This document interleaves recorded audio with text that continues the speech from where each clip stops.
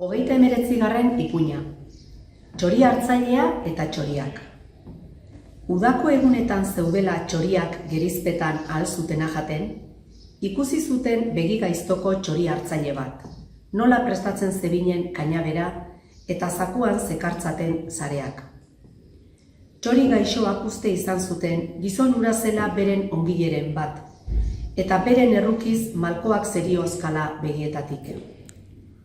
Beren artean zorionez zeukaten txori bizkor, asko jakin eta begiratu bat, zeinek ezagutzen zituen gizonaren asmo galgarriak, eta diotxe: "Nire lagun maiteak, ez dabil gure honean piztadun sare ipintzaile hori.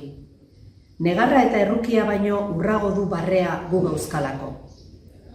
Dauzkan sareak dira gu barrunbean harrapatzeko, eta bere lepo zakua edo burujaka gu gordetzeko. Sinetz nazazue, nahi baditugu buruak gorde, iez egin behar dugu berehala, eta horretarako egoakekin gora igo, nagitasunari lekurik eman gabe. Bestela, eroriko gara bere sare asmo gaizto zabalduan.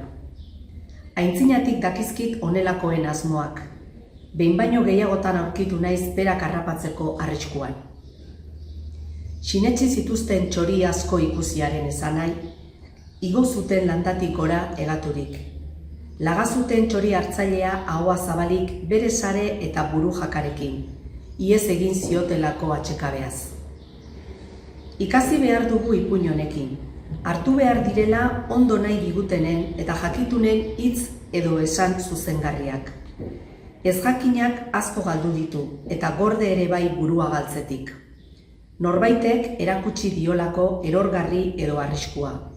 Bada, lagun jakitunari jarraitu, bere hitz onak pozik hartu.